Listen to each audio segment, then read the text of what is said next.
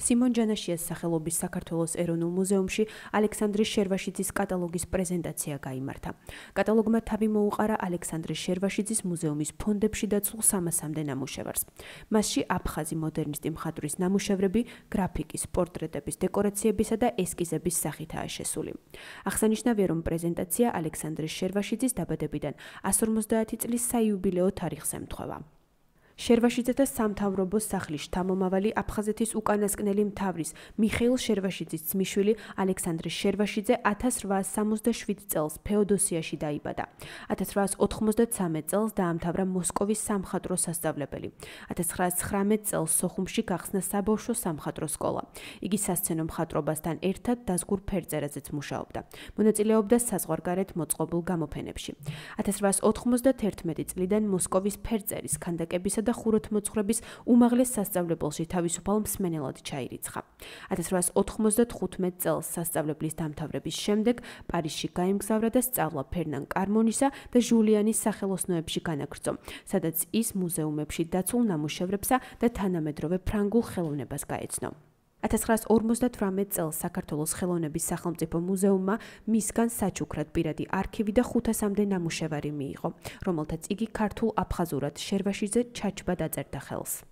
ალექსანდრე შერვაშიძე 1968 წელს მონტე-კარლოში 101 წლის ასაკში გარდაიცვალა. 1985 წელს იგი სოხუმში გადმოასვენეს. ძალიან მიხარია, რომ დღეს ამ დიდებულ შენობაში რო არის წიგნის პრეზენტაცია, რომელსაც ალექსანდრე შერვაშიძის შემოქმედება ქვია დიდი მხატვრის და დიდი აფხაზი და ქართველი კაცის.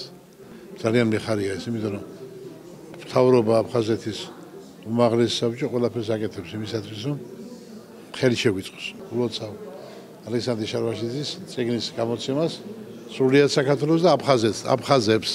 როგორც მოგეხსენებათ, აფხაზეთში პირველი მხატვარი იყო ალექსანდრე შერვაშიძე.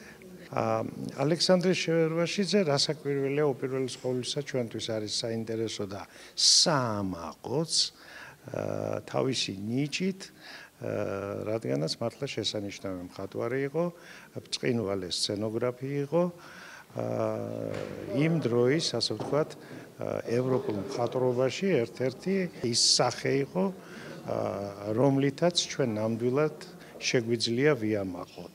მისი ნამუშევრები დაცული არის საქართველოს ეროვნულ მუზეუმში, რასაკვირველია ევროპის მუზეუმებში. ალბომზე მუშაობისას საქართველოს ეროვნულ მუზეუმთან აქტიურად თანამშრომლობდა აფხაზეთის ავტონომიური რესპუბლიკის განათლებისა და კულტურის სამინისტრო, კულტურულ ფასეულობათა დაცვის სამსახური.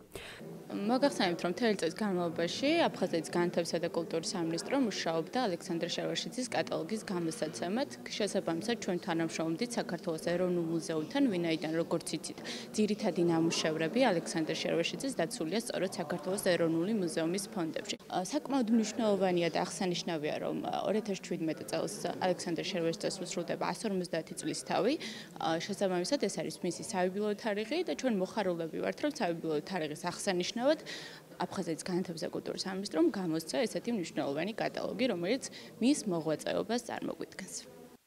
პრეზენტაციას ესწრებოდნენ აფხაზეთის ავტონომიური რესპუბლიკის მთავრობის წარმომადგენლები და ამ თემატიკაზე მომუშავე მკვლევარები, რომელთაც პრეზენტაციის ფარგლებში ალექსანდრე შერვაშიძის კატალოგი გადაეცათ.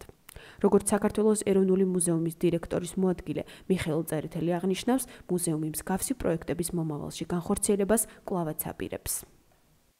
საქართველოს ეროვნული მუზეუმისთვის დიდი პატივია უმასპინძლოს დღევანდელ ღონისძიებას. ალბათ სიმბოლურიც არის, რომ ალექსანდრე შერვაშიძის ნამუშევრების კატალოგის პრეზენტაცია იმართება ჩვენს დაწესებულებაში და მოსახლეობა გაიგებს უფრო მეტს ამ საინტერესო შემოქმედის შესახებ.